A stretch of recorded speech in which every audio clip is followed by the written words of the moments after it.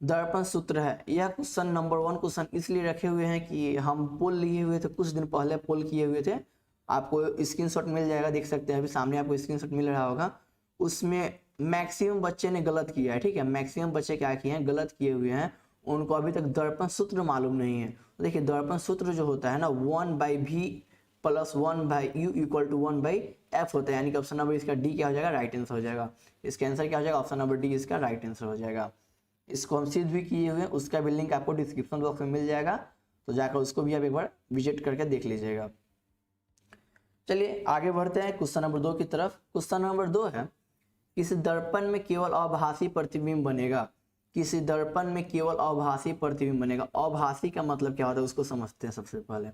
देखिए आभासी का मतलब होता है काल्पनिक। आभासी का मतलब क्या होता है, काल्पनिक। और काल्पनिक प्रतिबिंब जो है हमेशा जो है दो दर्पण बनाता है, ठीक है। काल्पनिक प्रतिबिंब दो दर्पण बनाता है। कौन कौन बनाता है, तो एक बनाता है समतल, समतल, और दूसरा क्या बनाता है, उत्तल। समतल और उत्तल दर्पण दोनों मिलकर काल्पनिक प्रतिबिंब बनाता है, यानी कि इसका ऑप्शन नंबर भी डी इसका राइट आंसर होने वाला है। चलिए नेक्स्ट देखते हैं। नेक्स्ट क्वेश्चन है क्वेश्चन नंबर 3। क्वेश्चन नंबर 3 को देखेंगे ना बाबू, हाँ। तो चलिए क्वेश्चन नंबर 3 देखते हैं। समतल दर्पण में प्रतिबिंब की प्रकृति क्या होती है। तो समतल दर्पण में जो प्रतिबिंब की जो प्रकृति होती है उसके बारे में आपको हम लेक्चर वीडियो में काफी डिटेल्स में बताए हुए हैं, जाकर एक बार विजिट कीजिए वीडियो को, इसको देखते हैं। देखिए समतल दर्पण में जो प्रतिबिंब की प्रकृति होती है ना वो हमेशा काल्पनिक होती है। काल्पनिक का मतलब होता है वो प्रतिबिंब जो होगा वो सीधा होगा। काल्पनिक का मतलब क्या होता है, प्रतिबिंब जो होगा सीधा होगा और बराबर होगा। समतल दर्पण में बराबर होगा समतल दर्पण में, लेकिन काल्पनिक का जो मतलब होता है वो होता है सीधा, और उसे हम क्या बोलते हैं, आभासी भी बोलते हैं। इसका ऑप्शन क्या है, ऑप्शन नंबर ए में है वास्तविक, ऑप्शन नंबर बी में है वास्तविक तथा सीधा। जो वस्तु जो प्रतिबिंब वास्तविक होगा वो सीधा कभी नहीं हो सकता है। जो वास्तविक होगा उसका मतलब है कि वो उल्टा ही होगा, और जो सीधा होगा उसका मतलब काल्पनिक होगा अथवा आभासी होगा।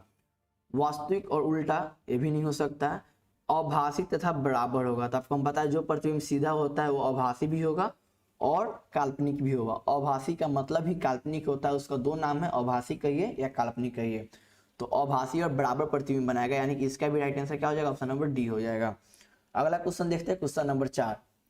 गोलीय दर्पण में फोकस दूरी उसकी वक्रता त्रिज्या की। देखिए कोई गोलीय दर्पण है तो उसका फोकस दूरी जो होगा वक्रता त्रिज्या की तुलना में क्या होगा। तो देखिए वक्रता त्रिज्या जो होता है उसको हम किससे सूचित करते हैं, आर से सूचित करते हैं। और जो आर होता है ना बाबू वो फोकस दूरी की क्या होती है, दुगुनी होती है। आर जो होता है 2f के बराबर होता है। 2f मतलब फोकस दूरी की दुगुनी के बराबर होती है। तो यहाँ पे हमसे क्या पूछ रहा है, गोलीय दर्पण की फोकस दूरी, फोकस दूरी उसकी वक्रता त्रिज्या की तुलना में क्या होगी, वक्रता त्रिज्या की तुलना में क्या होगी। तो हमको फोकस दूरी पता करना है, तो अगर 2 इधर आ जाएगा तो यानी कि r/2 हो जाएगा इक्वल टू f हो जाएगा। तो यानी कि वक्रता त्रिज्या का क्या हो जा रही है यहाँ पे /2 कर दे, यानी कि आधी हो जा रही है, यानी कि ऑप्शन नंबर ए इसका क्या हो जाएगा, राइट आंसर हो जाएगा। चलिए अगला देखते हैं। प्रकाश तरंग उदाहरण है।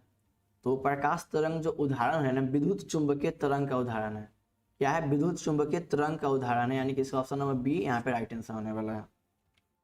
अगला देखते हैं प्रकाश के परावर्तन के कितने नियम होते हैं। तो देखिए आपको हम पढ़ाए हुए लेक्चर वीडियो में प्रकाश के परावर्तन के जो ना 2 नियम होते हैं। पहला नियम कहता है आपतित किरण, परावर्तित किरण, अभिलंब तथा आपतन बिंदु तीनों क्या होते हैं, एक तल में होते हैं। तल मतलब क्या होता है, तल यानी कि परावर्तक तल बोलिए या समतल बोलिए। जैसे कि ये कोई चीज है, इसका तल क्या होगा, यही ना होगा, ये जो पार्ट है यही ना इसका तल है, ये सब जो पार्ट है यही ना जिसका तल है। उसी प्रकार आपका फोन है, फोन के जो स्क्रीन है वही क्या है, उसका तल है, एक ही तल में होते हैं, ठीक है। दूसरा नियम कहता है एंगल जो आई है ना वो बराबर होता है एंगल आर की। एंगल आई किसे बोलते हैं, तो आपतन कोण को, और एंगल आर किसे बोलते हैं, परावर्तन कोण को। यानी कि परावर्तन के कितने नियम है, तो 2 नियम है। इसका right answer option number B हो जाएगा। अगला देखते हैं, किस दर्पण में बड़ा प्रतिबिंब बनता है। तो देखिए आपको हम बताए हुए थे कि बड़ा प्रतिबिंब केवल एक दर्पण बनाता है जिसका नाम है अवतल दर्पण। और समतल दर्पण कैसा प्रतिबिंब बनाता है, समतल दर्पण बराबर प्रतिबिंब बनाता है। समतल दर्पण बराबर प्रतिबिंब बनाता है। उत्तल दर्पण सदैव जो है छोटा प्रतिबिंब बनाता है। कैसा प्रतिबिंब बनाता है, छोटा बनाता है। तो यानी कि अवतल दर्पण जो है ना, अवतल दर्पण हमेशा बड़ा, बड़ा, बराबर, बराबर, उसके बाद में क्या है छोटा और बहुत छोटा बहुत बड़ा, यानी कि बड़ा बराबर छोटा, तीनों प्रकार के तस्वीर बनाता है। इसका right answer option number B हो जाएगा। यहाँ तक क्लियर है। और अवतल दर्पण का एक और खासियत होता है आभासी और काल्पनिक। आभासी या काल्पनिक बात इक्वल है, आभासी काल्पनिक कहिए, और उसके बाद में वास्तविक, यानी कि दोनों तस्वीर का निर्माण करता है। आभासी या काल्पनिक और वास्तविक दोनों प्रतिबिंब का निर्माण करता है। काल्पनिक वास्तविक दोनों प्रतिबिंब का निर्माण करता है, वो है अवतल दर्पण। इस बात को भी याद रखिएगा क्योंकि एग्जाम में पूछा जा सकता है। इसमें जितने भी ऑब्जेक्टिव क्वेश्चन है सभी आपके लिए बोर्ड मॉडल क्वेश्चन होने वाले हैं, तो आप सभी क्वेश्चन को एक बार अच्छे से देख लीजिएगा। साथ ही साथ अगर आपको ये वीडियो अच्छा लग रहा है तो वीडियो को लाइक कर दीजिए। चलिए अगला देखते हैं। गोलीय दर्पण, क्वेश्चन 8 नंबर क्वेश्चन है। गोलीय दर्पण में फोकसांतर एवं वक्रता की त्रिज्या के बीच संबंध होता है। फोकसांतर का मतलब फोकस में अंतर, यानी कि आप इसको कह सकते हैं पोल और फोकस के बीच की दूरी को क्या बोलते हैं, फोकस दूरी बोलते हैं। ठीक है, देखिए गोलीय दर्पण में जो है ना फोकस और वक्रता त्रिज्या के बीच जो संबंध होता है वो होता है, आपको हम बताए हुए थे, F बराबर जो होता है R/2 होता है। इसको सिद्ध भी किए हुए हैं। अगर वीडियो नहीं देखे हैं तो लिंक उसका डिस्क्रिप्शन बॉक्स में दिया गया होगा, जाकर देख लीजिएगा। तो F बराबर जो होता है R/2, यानी कि फोकस दूरी जो होता है ना वक्रता त्रिज्या की आधी होती है। अगर हम इस 2 को ये भागा में है बराबर की इस पर लाएंगे तो गुणन हो जाएगा, यानी 2F जो हो जाएगा इक्वल टू R हो जाएगा, यानी कि जो वक्रता त्रिज्या होती है फोकस दूरी क्या होती है, दुगुनी होती है। तो हम देखते हैं ऑप्शन में क्या है। सबसे पहले ऑप्शन है R जो बराबर होगा 2R के बराबर होगा, जो कभी पॉसिबल नहीं है। दूसरा है F जो बराबर होगा R के बराबर, ये भी पॉसिबल नहीं है। F जो है R/2 के बराबर होता है। R/2 यानी कि वक्रता त्रिज्या के आधी होता है। तो ये बात क्या हो रहा है यहाँ पे, सत्य हो रहा है, यानी कि ऑप्शन नंबर इसका सी राइट आंसर हो जाएगा। लेकिन हम इसका ऑप्शन नंबर डी भी देख ही लेते हैं। R बराबर F/2 होता है, R बराबर F/2 कभी नहीं होता है, इसका भी, यानी कि right answer option number C क्या है, सही है। चलिए अगला देखते हैं क्वेश्चन नंबर 9 को। क्वेश्चन नंबर 9 है समतल दर्पण द्वारा बना प्रतिबिंब होता है। समतल दर्पण द्वारा बना प्रतिबिंब होता है। अभी आपको हम बताया समतल दर्पण हमेशा क्या है, काल्पनिक प्रतिबिंब बनाता है और सीधा प्रतिबिंब बनाता है। इसका ऑप्शन पहला है वास्तविक, काल्पनिक, A+B दोनों, इनमें से कोई नहीं। तो इसका right answer option number B हो जाएगा। क्लियर है। चलिए तो वीडियो को एक बार लाइक कर दीजिए। हमें आशा है कि आप सभी अभी तक वीडियो को लाइक कर दिए हैं। अगर आप लोग वीडियो को लाइक कर दिए हैं तो चैनल को सब्सक्राइब कर लीजिए, क्योंकि ऐसे ही मज़ेदार वीडियो आपके लिए हम हमेशा बनाते रहते हैं। साथ ही साथ यहाँ पे आपको फिजिक्स के जितने भी लेक्चर हैं सभी लेक्चर को कंप्लीट कराया जाएगा। तो चलिए देखते हैं अब क्वेश्चन नंबर 10 क्या है, दाढ़ी बनाने में कौन सा दर्पण का उपयुक्त होता है। ठीक है, दाढ़ी बनाने में जो है ना समतल दर्पण या उत्तल दर्पण या अवतल दर्पण या इनमें से कोई नहीं, कौन सा दर्पण का उपयोग किया जाता है। देखिए जो हम लोग का दाढ़ी होता है ना बाबू, वो क्या होता है, छोटा छोटा होता है और हमको देखना पड़ता है कहाँ का शेप अच्छे से हुआ है, कहाँ पे अच्छा से नहीं हुआ है। तो उसके लिए हमारा तस्वीर कैसा होना चाहिए, बड़ा होना चाहिए। और बड़ा तस्वीर को बनाता है एकमात्र दर्पण है जो बड़ा तस्वीर बनाता है, जिसका नाम जो है अवतल दर्पण है। यानी कि इसका भी राइट आंसर क्या हो जाएगा, ऑप्शन नंबर सी हो जाएगा। यहाँ तक क्लियर है ना। आगे देखते हैं क्वेश्चन नंबर 11 है परावर्तन के नियम से निर्धारित होता है। परावर्तन के नियम से निर्धारित होता है। तो देखिए आपको हम बताएं परावर्तन के 2 नियम हैं। तो पहला नियम है आपतित किरण, परावर्तित किरण, अभिलंब तथा आपतन बिंदु तीनों एक ही तल में होते हैं, तीनों के चारों एक ही तल में होते हैं। दूसरा नियम कहता है एंगल आई जो होता है एंगल आर के बराबर होता है। एंगल आई किससे बोलते हैं, आपतन कोण को बोलते हैं। एंगल आर किससे बोलते हैं, परावर्तन कोण को बोलते हैं। तो देखिए यहाँ पे क्या कहना चाह रहा है, आपतन कोण बराबर होता है परावर्तन कोण के। तो ये बात बिल्कुल सही है, यानी कि इसका ऑप्शन नंबर यही सही हो जाता है। लेकिन इसके ऑप्शन हम बाकी ऑप्शन को भी देख लेते हैं क्या कर रहा है। ऑप्शन नंबर बी कर रहा है परावर्तन कोण बराबर होता है अपवर्तन कोण के।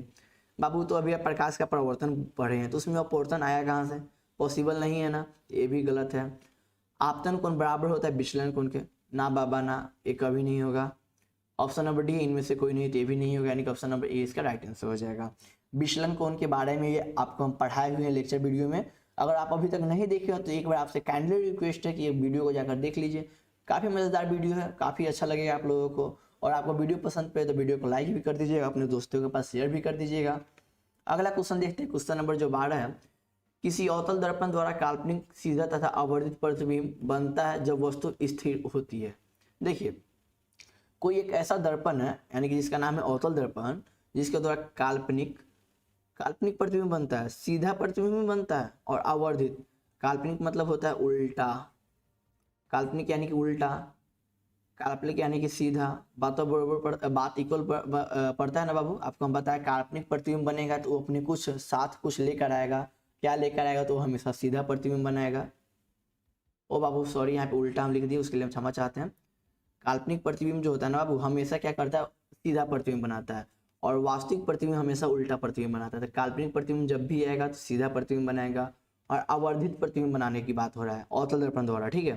तो हम जानते हैं कि अवतल दर्पण आवर्धित प्रतिबिंब तो बनाता है, लेकिन काल्पनिक और सीधा कहाँ पे बनाता है? तो देखिए वो जो बनाता है ना, तो वो बनाता है फोकस और पोल के बीच में बनाता है। फोकस और पोल के बीच में अगर किसी वस्तु को हम रख दें तो उसका जो प्रतिबिंब बनता है वो दर्पण के पीछे बनता है, काल्पनिक बनता है, सीधा बनता है। जब हम अवतल दर्पण में, ये रहा हमारा अवतल दर्पण, और अवतल दर्पण में अगर हम फोकस के, ठीक है, फोकस और पोल, पी मतलब पोल और एफ मतलब फोकस, ठीक है। बड़ा एफ होता है यहाँ पे, हम बड़ा एफ इसी प्रकार लिखते हैं। आपको छोटा लग रहा हो तो आप वो मैनेज कीजिएगा। बड़ा एफ और पी के बीच में कोई कभी भी कहीं भी किसी भी जगह पर वस्तु को रख देते हैं तो उसका जो प्रतिबिंब बनेगा काल्पनिक बनेगा, सीधा बनेगा, और क्या होगा? बड़ा बनेगा। कहाँ बनेगा? दर्पण के पीछे बनेगा। इसका राइट आंसर कहाँ पे हो जाएगा बाबू? देखिए दर्पण तथा उसके फोकस के बीच, हाँ तो ये हो जाएगा ऑप्शन नंबर ए। यानी कि ध्रुव कहने का मतलब है दर्पण, हम उसको कह सकते हैं, यानी कि right answer option number A हो जाएगा। नेक्स्ट देखते हैं क्वेश्चन नंबर 13। निम्नलिखित में किस दर्पण द्वारा किसी वस्तु का वास्तविक प्रतिबिंब मिल सकता है? देखिए हम बताया है आपको, वास्तविक प्रतिबिंब का मतलब होता है कि वो अपने साथ उल्टा प्रतिबिंब को लेकर आएगा। तो उल्टा प्रतिबिंब और वास्तविक प्रतिबिंब एक मात्र दर्पण बनाता है जिसका नाम है अवतल दर्पण, यानी कि ऑप्शन नंबर सी इसका राइट आंसर हो जाएगा। देखिए दोस्तों आपको एक ही क्वेश्चन बार बार आ रहे हैं, लेकिन उसका जो क्वेश्चन का टाइप होगा, पूछने का प्रकार जो होगा, क्वेश्चन पूछने का जो तरीका होगा ना, वो विभिन्न होगा, यानी कि अलग अलग होगा। ऐसा क्यों? क्योंकि एग्जाम में आपके विभिन्न तरह से क्वेश्चन पूछे जा सकते हैं, उसका कुछ भी लैंग्वेज हो सकता है, आपको क्वेश्चन समझ में आना चाहिए। इसीलिए आपको हम क्वेश्चन हर एक तरह के क्वेश्चन को बनाने का प्रयास किए हैं। एक ही क्वेश्चन को 5 तरह से बनाए हैं, 3 तरह से बनाए हैं, 2 तरह से बनाए हैं, जितना तरह से बनना चाहे उस तरह से बनाए हैं कि आपको एग्जाम में कभी भी कहीं भी दिक्कत ना हो। आप लोग समझ पा रहे हैं हम क्या बोलना चाह रहे हैं, ठीक है। तो आप लोग सभी क्वेश्चन को लगाइएगा। आप लोगों को कितने स्कोर आया? इसमें लगभग 60 क्वेश्चन है, शायद 60 क्वेश्चन है। आपको 60 में कितना नंबर आया ये सभी आप हमको कमेंट करके बता दीजिएगा। अगला देखते हैं क्वेश्चन नंबर 14। उत्तल दर्पण द्वारा बना प्रतिबिंब होता है। तो उत्तल दर्पण हमेशा उल्टा प्रतिबिंब बनाता है और सीधा भी, सॉरी उल्टा प्रतिबिंब नहीं बनाता है ना बाबू, उल्टा प्रतिबिंब एक ही दर्पण बनाता है जिसका नाम है अवतल दर्पण। उल्टा प्रतिबिंब कौन बनाता है? अवतल दर्पण बनाता है। सीधा प्रतिबिंब कौन बनाता है? अवतल, उत्तल और समतल, यानी कि सीधा प्रतिबिंब तीनों बनाता है। और हमसे पूछा जा रहा है उत्तल दर्पण द्वारा बना प्रतिबिंब होता है, सीधा भी होता है उल्टा भी होता है, और इनमें से कोई नहीं होता। सीधा और उल्टा दोनों कौन बनाता है? ये बनाता है अवतल दर्पण बनाता है। एकमात्र इनमें से कोई नहीं है, इनमें सभी गलत है, तो ऐसा जल्दी होना संभव नहीं है। सबसे पहले हम ऑप्शन ए को ही देख लेते हैं। तो ये क्या है? हमेशा सीधा प्रतिबिंब भी बनाता है, यानी कि ऑप्शन नंबर ए इसका क्या हो जाएगा? राइट आंसर हो जाएगा। आगे की तरफ बढ़ते हैं क्वेश्चन नंबर 15 की तरफ। अवतल दर्पण में आवर्धित काल्पनिक प्रतिबिंब बनाने के लिए वस्तु को कहाँ रखा जाता है? अवतल दर्पण में आवर्धित, अभी अभी ये क्वेश्चन आया हुआ था, ठीक है। आवर्धित मतलब होता है सीधा, प्रतिबिंब बनाने के लिए वस्तु को कहाँ रखा जाता है? और सीधा भी चाहिए और बड़ा भी चाहिए, तो उसके लिए हम फोकस के अंदर रखेंगे। क्या करेंगे? फोकस के अंदर रखेंगे, यानी कि ऑप्शन नंबर बी इसका राइट आंसर हो जाएगा। देखिए क्वेश्चन एक ही है लेकिन ऑप्शन में फेरबदल है। हम बोले ना हर एक क्वेश्चन अलग अलग होगा, ऑप्शन अलग होंगे, भिन्न तरीके से पूछा गया होगा, क्योंकि आपको एग्जाम में किसी भी तरह का दिक्कत का सामना नहीं करना पड़े। जो टॉपिक आपके लेक्चर में अगर छूट भी गया होगा तो उसको ऑब्जेक्टिव में हम क्लियर करने की पूरी कोशिश करेंगे, ठीक है। तो चलिए आगे देखते हैं क्वेश्चन नंबर 16 है। एक गोलीय दर्पण द्वारा बना प्रतिबिंब का आवर्धन ऋणात्मक हो तो प्रतिबिंब होगा। अगर ऋणात्मक हो, अगर आवर्धन क्या हो? ऋणात्मक हो तो प्रतिबिंब हमेशा उल्टा बनेगा। इस बात को अपने दिमाग में बैठा लीजिए। अगर ऋणात्मक हो तो आवर्धन ऋणात्मक हो तो प्रतिबिंब हमेशा उल्टा बनेगा। आवर्धन धनात्मक हो तो प्रतिबिंब हमेशा सीधा बनेगा। तो ऋणात्मक यानी कि उल्टा बनेगा, यानी कि ऑप्शन नंबर ए इसका राइट आंसर हो जाएगा। नेक्स्ट देखते हैं। सोलर कुकर में व्यवहार किया जाता है, यानी कि सोलर कुकर में उपयोग किया जाता है। सोलर कुकर में किस दर्पण का उपयोग किया जाता है? तो सोलर कुकर में अवतल दर्पण का उपयोग किया जाता है। क्यों किया जाता है इसके बारे में आपको हम लेक्चर वीडियो में बताए हुए, शायद वो पार्ट 4 वीडियो में आपको हम बताए हुए हैं। पार्ट 4 में इसके बारे में बताया हुआ, जाकर वीडियो को देख लीजिएगा, अच्छे से आपको समझ में आ जाएगा सोलर कुकर में अवतल दर्पण का उपयोग क्यों किया जाता है। नेक्स्ट देखते हैं क्वेश्चन नंबर 18।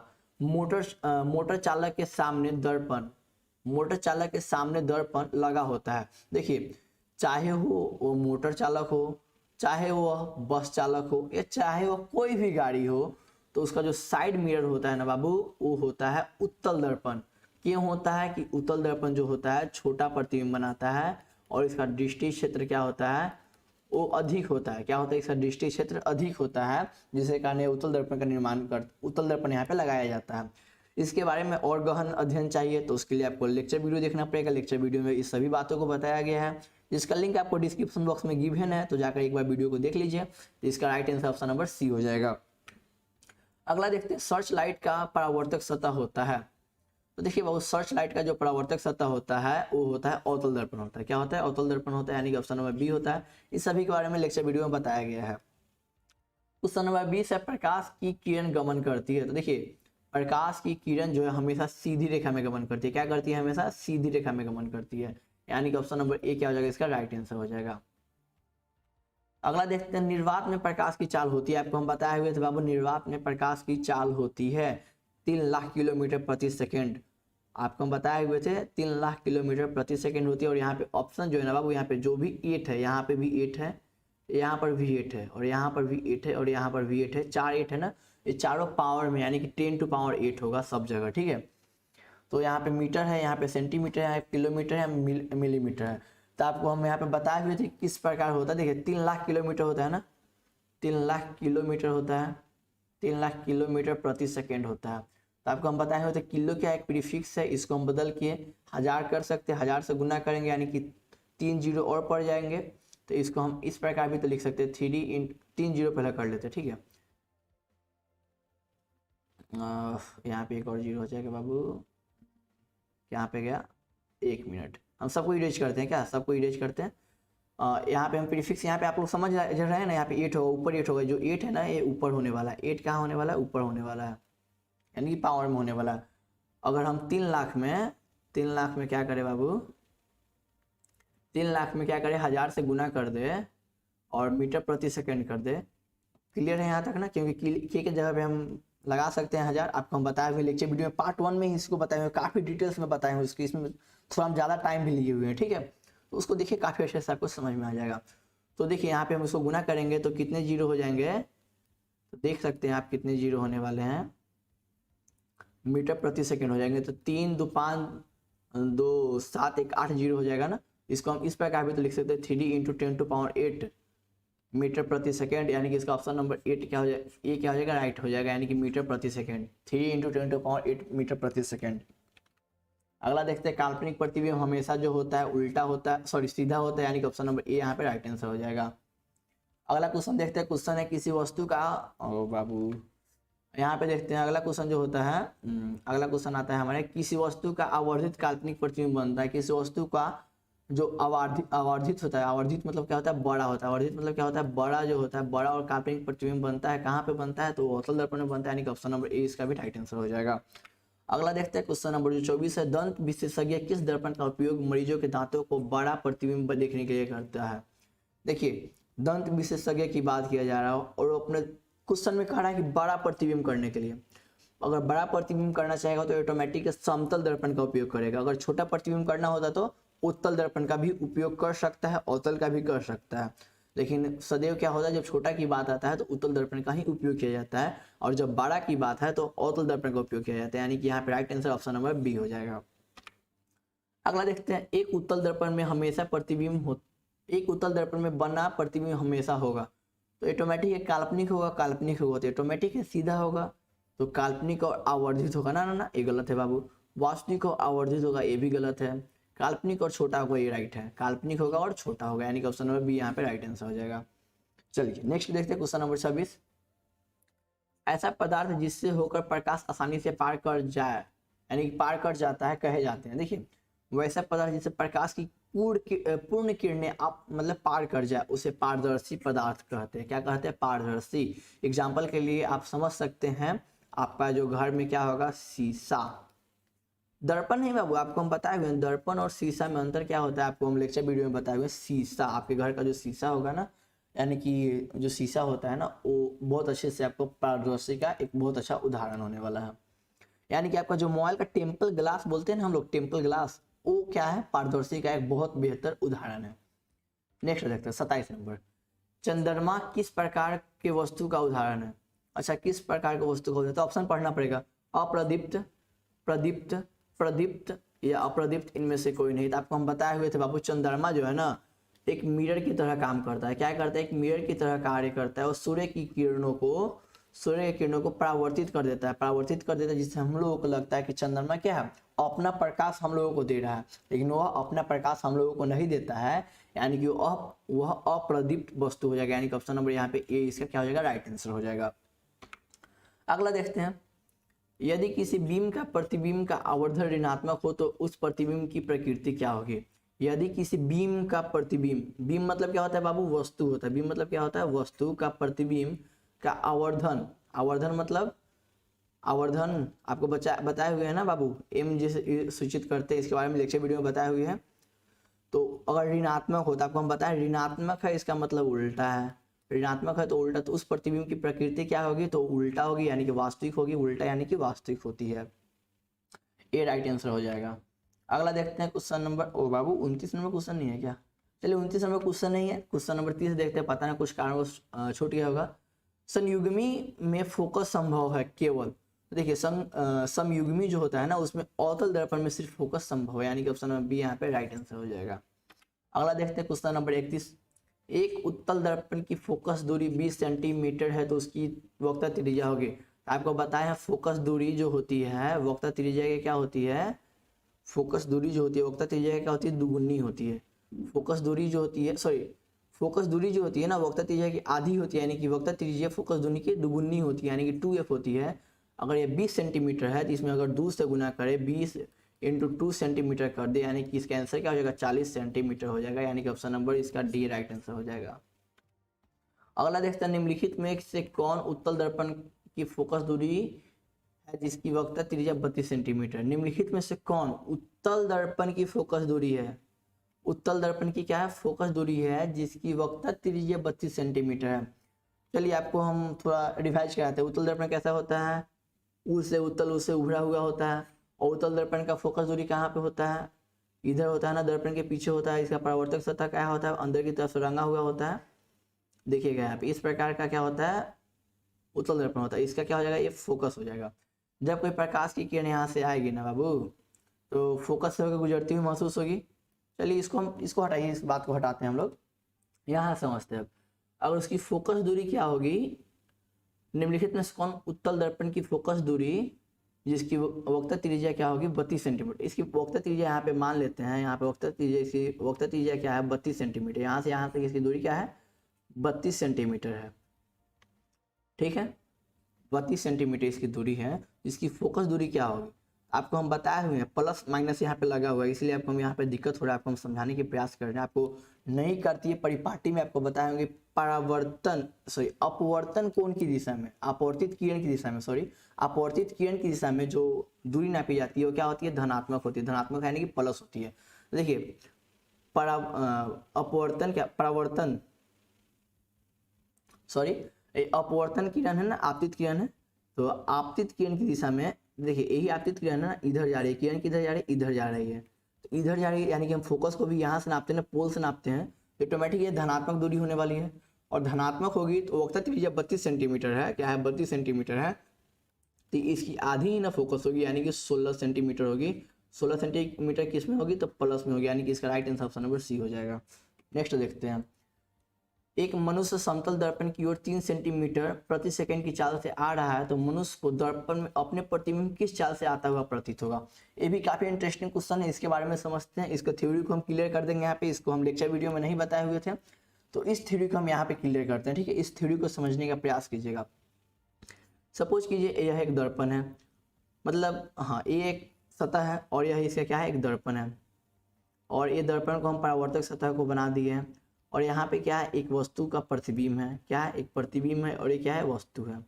हम जानते हैं कि समतल दर्पण में इसकी जो लंबाई होती है यानी कि h होती है, हाइट जो होती है, दोनों की क्या होती है, बराबर होती है, इसलिए हम h कर दिए हैं, h ड्रेस नहीं किए हैं। अब क्लियर है। और इसकी दूरी भी क्या होती है, बराबर होती है, इसको भी u मान रहे हैं और इसको भी u मान रहे हैं। हम जानते हैं u भी कहा जाता है लेकिन हम u मान रहे हैं। क्लियर है।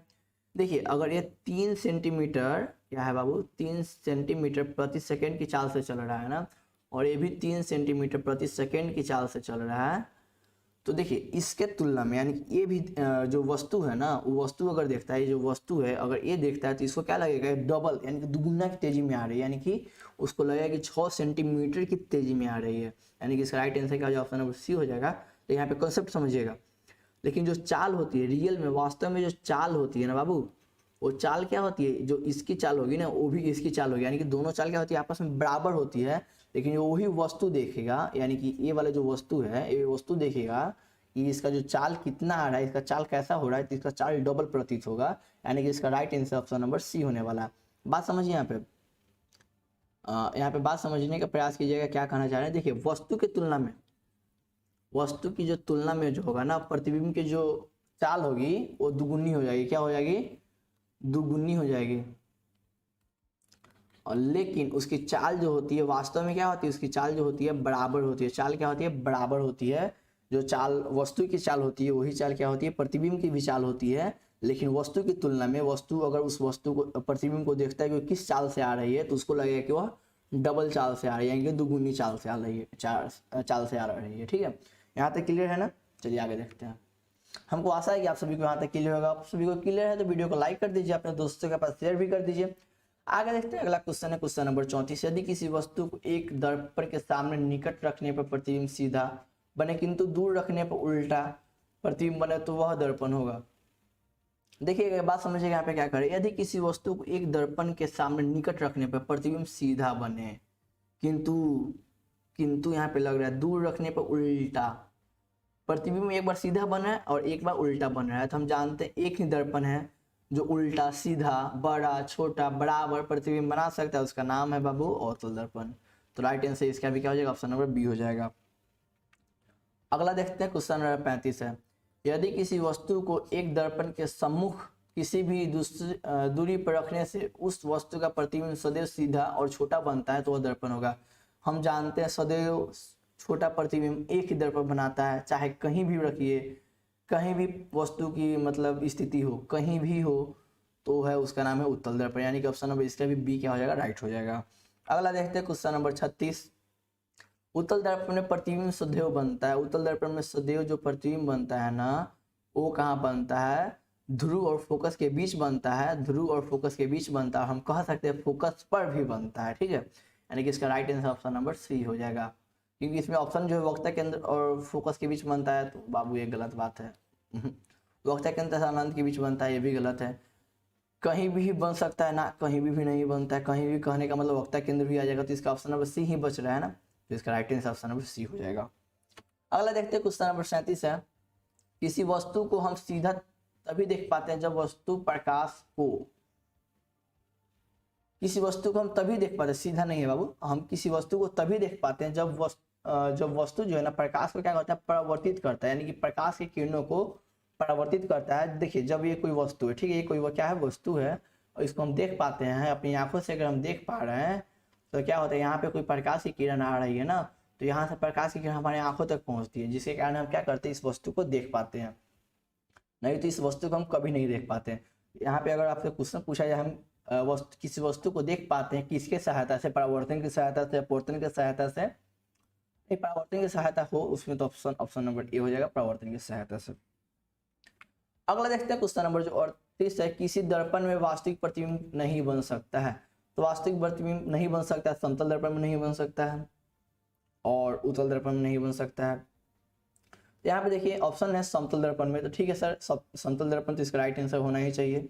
अगला भी देखते हैं, अवतल दर्पण है, इसमें वास्तविक प्रतिबिंब बनता है। यहाँ पे ऑप्शन नंबर सी में समतल तथा अवतल दर्पण दोनों में, यहाँ पे अवतल आ गया है तो क्या कर रहा है, एक गलत कर दे रहा है इस ऑप्शन को भी। और सभी दर्पण में अवतल में नहीं बनता है, यानी कि अवतल में तो बनता ही है वास्तविक प्रतिबिंब, तो यहाँ पे समतल इसका राइट आंसर हो जाएगा, यानी कि ऑप्शन नंबर ए यहाँ पर भी राइट आंसर हो जाएगा। अगला क्वेश्चन देखते हैं, क्वेश्चन नंबर 39 है। अवतल दर्पण के फोकस से चलते किरणें परावर्तन के बाद, देखिए अवतल दर्पण में जब कोई प्रकाश की किरण फोकस से चलती है, फोकस से नहीं गुजरती है, तो मुख्य अक्ष के समांतर आपतित होती है, यानी कि ऑप्शन नंबर इसका राइट ए हो जाएगा। क्या हो जाएगा, ए इसका राइट आंसर हो जाएगा। अगला देखते हैं, क्या समतल दर्पण में बने प्रतिबिंब को पर्दे पर उतारा जा सकता है। जी हाँ सर, हम जानते हैं कि सिर्फ एक वास्तविक प्रतिबिंब जो है, वास्तविक, ये क्या लिख दिए भैया हम, केवल जो है वास्तविक, क्या वास्तविक प्रतिबिंब को ही हम पर्दे पर क्या कर सकते हैं, प्राप्त कर सकते हैं, पर्दे पर प्राप्त कर सकते हैं। तो बताइए वास्तविक प्रतिबिंब कौन बनाता है, कौन बनाता है बब्बू, वास्तविक प्रतिबिंब सिर्फ अवतल दर्पण बनाता है। तो आपको हम बोल दिए, तो इसका मतलब हो सकता है समतल दर्पण द्वारा बना प्रतिबिंब को पर्दे पर प्राप्त कर लेंगे क्या, कभी नहीं ना। इसका right answer option number B हो जाएगा। हम आपको लोगों को टेस्ट करना चाहिए इसलिए हम वैसे बोले, ठीक है। वास्तविक प्रतिबिंब को ही पर्दे पर प्राप्त किया जा सकता है, यानी कि वास्तविक प्रतिबिंब सिर्फ एकमात्र दर्पण बनाता है जिसका नाम है अवतल दर्पण, इसीलिए इसका right answer option number B हो जाएगा, क्योंकि समतल दर्पण द्वारा बना प्रतिबिंब को हम कभी भी पर्दे पर नहीं प्राप्त कर सकते हैं। चलिए नेक्स्ट देखते हैं। 41 नंबर है, प्रकाश की एक किरण किसी समतल दर्पण पर 60 डिग्री का आपतन कोण बनाते हुए टकराती है तो उसका परावर्तन कोण होगा। हम सभी को जानते हैं ये कोई समतल दर्पण है और यहाँ से कोई किरण आ रही है और यहाँ से निकल जा रही है, ठीक है। और आपतन कोण क्या होता है, अभिलंब से एक कोण बनाती है, ठीक है। अभिलंब से अगर 60 डिग्री का कोण बना रही है तो यहाँ पर भी क्या होगी, 60 डिग्री का ही कोण बनाएगी, यानी कि एंगल जो आई होता है ना, एंगल आर के क्या होता है, बराबर होता है। एंगल आई जो होता है एंगल आर के क्या होता है, बराबर होता है, यानी कि ऑप्शन नंबर ए इसका क्या हो जाएगा, राइट आंसर हो जाएगा। अगला क्वेश्चन देखेंगे, क्वेश्चन नंबर 42, गोलीय दर्पण के परावर्तन पृष्ठ की वृत्ताकार सीमा रेखा का व्यास कहलाता है। ये सपोज कीजिए गोला है बाबू, हमसे गोला तो जीवन में कभी नहीं बना है ना, आज कहीं बनेगा। चलिए इसको हम मान लेते हैं गोला है, ठीक है। और इस जो केंद्र होता है ना, इस केंद्र से ना, केंद्र से किसी दर्पण, इस दर्पण को अगर हम पेंट कर दें, यहाँ तक पेंट कर दें, तो इसको हम क्या बोलते हैं, इस केंद्र से इस दर्पण के ध्रुव यानी कि दर्पण के केंद्र तक की दूरी को, दर्पण के केंद्र यानी कि बीच वाली दूरी, ठीक है, इसको हम क्या बोलते हैं, वक्ता त्रिज्या यानी कि आर बोलते हैं। और पूरा को हम क्या बोल सकते हैं, ऑटोमेटिक है कि भाई मुख्य अक्ष बोल सकते हैं या प्रधान अक्ष बोल सकते हैं, मुख्य अक्ष या प्रधान अक्ष। यहाँ पे ऑप्शन नंबर सी है प्रधान अक्ष, यानी कि ऑप्शन नंबर सी यहाँ पे राइट आंसर हो जाएगा। नेक्स्ट देखते हैं, समतल दर्पण से किस वस्तु का प्रतिबिंब होता है। तो देखिए समतल दर्पण हमेशा वस्तु का आभासी प्रतिबिंब बनाता है, और आभासी प्रतिबिंब कैसा होता है, तो आभासी प्रतिबिंब काल्पनिक प्रतिबिंब होता है, उल्टा प्रतिबिंब नहीं होता है, यह क्या होता है, सीधा प्रतिबिंब होता है। और समतल दर्पण का विशेषता होता है बराबर प्रतिबिंब बनाता है, क्या होता है, बराबर प्रतिबिंब बनाता है। इसके ऑप्शन में बराबर कहीं है नहीं, तो इसका right answer option number B ही हो जाएगा। अगला देखते हैं क्वेश्चन नंबर 44, एक गोलीय दर्पण की वक्ता त्रिज्या 28 सेंटीमीटर, एक गोलीय दर्पण है और उसकी वक्ता त्रिज्या यानी कि आर जो है क्या है, 28 सेंटीमीटर है। तो इसकी फोकस दूरी होगी, हम जानते हैं कि एफ बराबर क्या होता है, r/2 होता है, तो हम इसको 28/2 कर सकते हैं ना, यानी कि इसका आंसर क्या हो जाएगा, कटा देंगे तो 14 आ जाएगा, यानी कि 14 सेंटीमीटर हो जाएगा, क्या हो जाएगा, 14 सेंटीमीटर, यानी कि ऑप्शन नंबर सी इसका राइट आंसर हो जाएगा। अगला देखते हैं, नई करती है चिन्ह परिपाटी के अनुसार दर्पण के सामने रखे बीम की दूरी ली जाती है। नई करती है परिपाटी के अनुसार दर्पण के सामने रखे, यानी कि दर्पण के सामने कोई भी वस्तु अगर दर्पण के सामने है,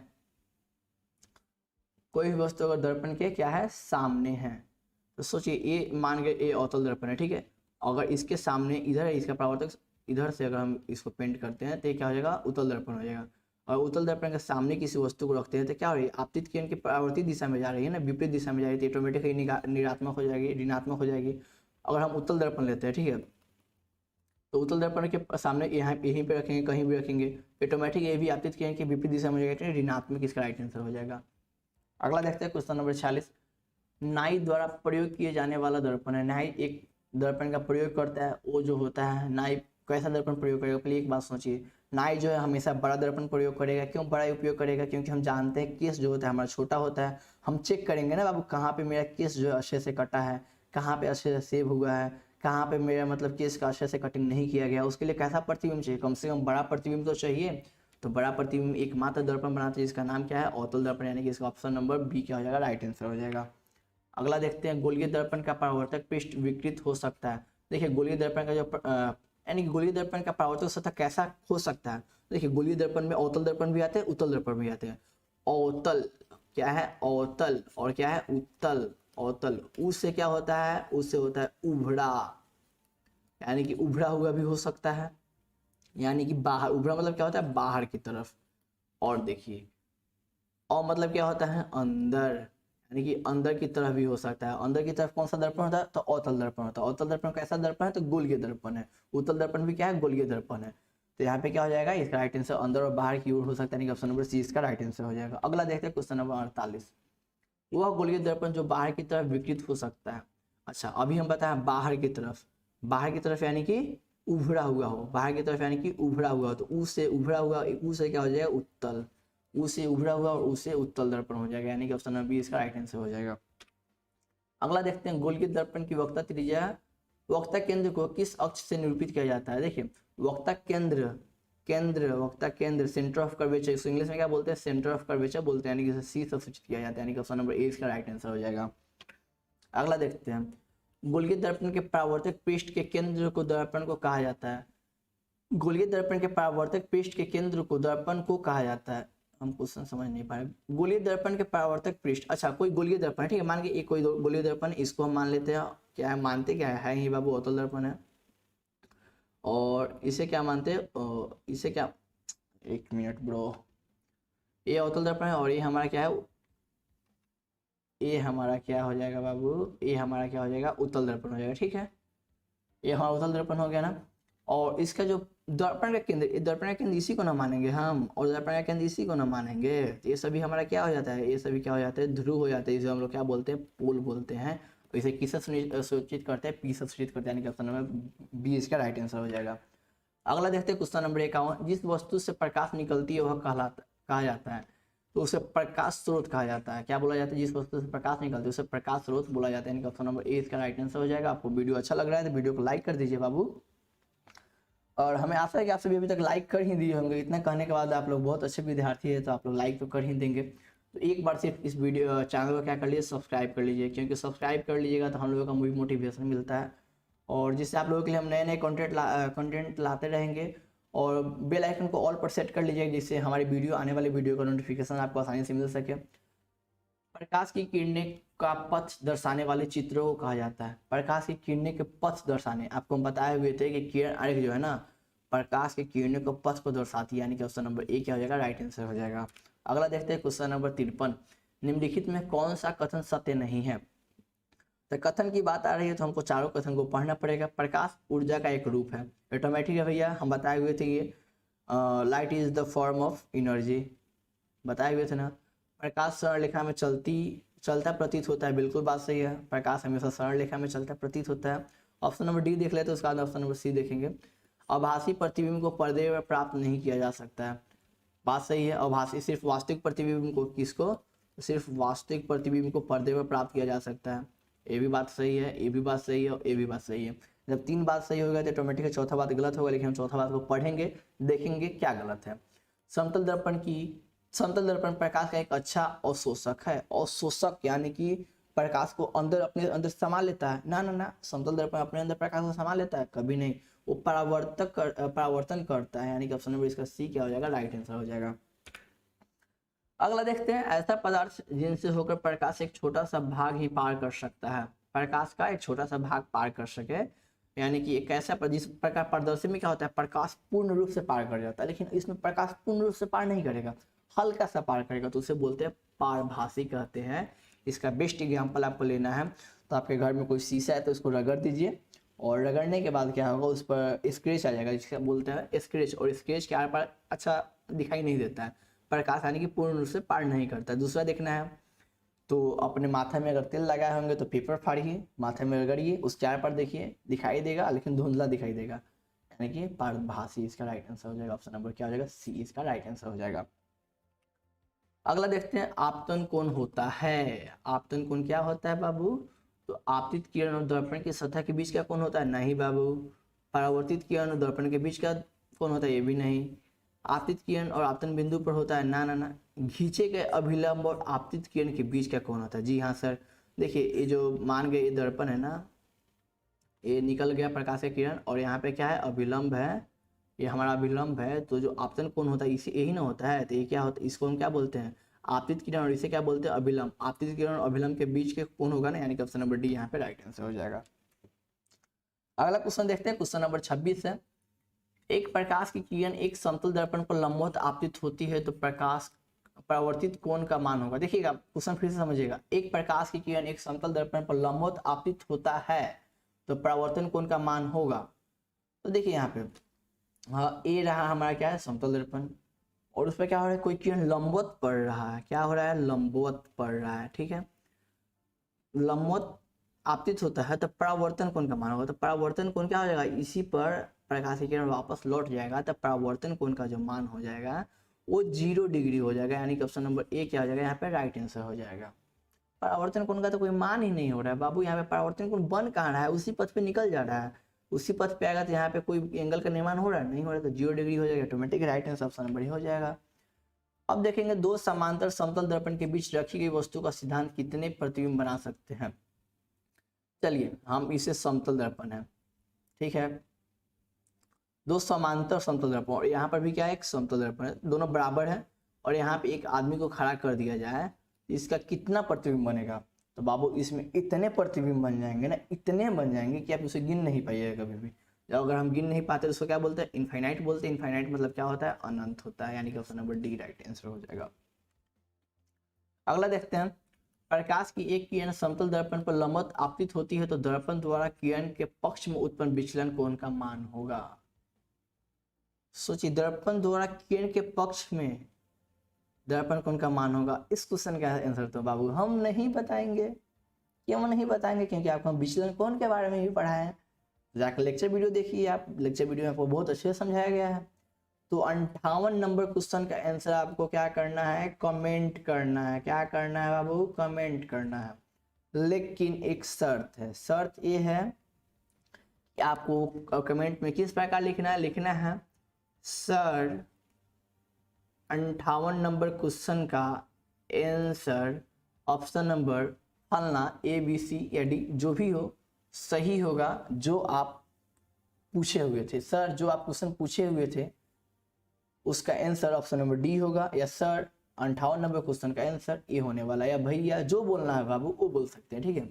इसका राइट आंसर जो भी हो आप उसे हमें कमेंट में बताइए। हमें मालूम है कि आप लोगों को इसका आंसर मालूम है, एकदम इजी आंसर है बाबू। इसके हम बता दे तो चलिए हम बता दे, क्या बता दे, ना बताए बता दे, चलिए आपको हम इजी कर देते हैं, ठीक है। ये दो ऑप्शन है ना, इसी दो में से एक होगा, कि बता ही दे, नहीं रहने देते, नहीं बताते हैं, छोड़ते हैं आप लोगों के लिए। अगला देखते हैं, यदि आप एक स्ट्रेट समतल दर्पण की ओर 4 सेंटीमीटर की चाल से चल रहे हैं तो आपका प्रतिबिंब आपकी ओर किस चाल से आएगा। अभी आपको उस समय कंसेप्ट क्लियर किए हुए थे, ऑटोमेटिक चाल बराबर रहता है, लेकिन आप अगर देखिएगा तो उसको लगेगा डबल, यानी कि दुगुना से आ रहा है, यानी कि 4x4 हो जाएगा, 2x4 हो जाएगा, यानी कि 8 मीटर प्रति सेकेंड हो जाएगा। Right answer option number B हो जाएगा। अगला देखते हैं, लास्ट क्वेश्चन होने वाला है, तो उससे पहले थोड़ा हम बता दें आप लोगों को, अगर आप हमारे चैनल अगर आप इस चैनल पे, और यह आपका चैनल है, अगर आप अपने चैनल पे नए हैं तो आप अपने चैनल को सब्सक्राइब कर लीजिए और अपने वीडियो को लाइक कर दीजिए, क्योंकि यह वीडियो सिर्फ आपके लिए बनाया जाता है। इस वीडियो को लाइक कर दीजिए, अपने दोस्तों के पास शेयर कर दीजिए, और आपको ये वीडियो अच्छा लगे तो वीडियो को कमेंट में जो सुझाव देना चाहते हैं सुझाव दे सकते हैं, वीडियो कैसा था कैसा नहीं था, इसमें क्या इम्प्रूवमेंट की ज़रूरत है। और एक बात, आप लोग कहते हैं सर आप हिंदी सही से मतलब पढ़िए क्वेश्चन का, तब बाबू आपको बताते हैं, हम सोचिए बात को, हम यहाँ पे हिंदी इसका पढ़ने आए तो नहीं है, मेरा काम है आपको क्वेश्चन समझ में आना चाहिए। हम क्वेश्चन कभी भी सही ढंग से नहीं पढ़ते, जानबूझकर नहीं पढ़ते हैं। आपको क्वेश्चन क्यों पढ़े भाई, क्वेश्चन आपको हमको समझाने से मतलब है, हम आपको क्वेश्चन समझाने का रिस्क लेते हैं, क्वेश्चन समझाते हैं, आंसर समझाते हैं, इसीलिए आपके क्वेश्चन को लगता होगा कि कहीं की है तो कहीं का बोलते होंगे। जैसे कि किसी समतल दर्पण का फोकस दूरी का मान होता है, जैसे की के जगह पे हम का बोल दिए, हम बोल देंगे समतल दर्पण का फोकस दूरी क्या होता है, मान क्या होता है, मान हटा दिए। तो इससे हिंदी पढ़ना नहीं बोलते हैं बाबू, ठीक है। हम इसमें इंटरेस्ट रखते भी नहीं है, हमको काम है कि आपको क्वेश्चन को समझाना। तो ऐसा बेहुदा कमेंट आप लोग करने का प्रयास मत कीजिएगा, ठीक है। तो हम चलते हैं क्वेश्चन की तरफ। किसी समतल दर्पण की फोकस दूरी का मान होता है, तो किसी समतल दर्पण की फोकस दूरी का मान क्या होता है बाबू, तो समतल दर्पण की जो फोकस दूरी होता है ना उसका मान जो होता है इनफाइनाइट होता है, यानी कि ऑप्शन नंबर डी इसका, सॉरी सी इसका क्या हो जाएगा, राइट आंसर हो जाएगा। तो आशा करते हैं आप लोगों को वीडियो अच्छा लगा हो, तो वीडियो को यहीं पर समाप्त करते हैं, फिर मिलेंगे एक नए वीडियो के साथ, नए उमंग के साथ। तो आज के लिए इतना ही, फिर मिलेंगे अगले वीडियो में। जय हिंद।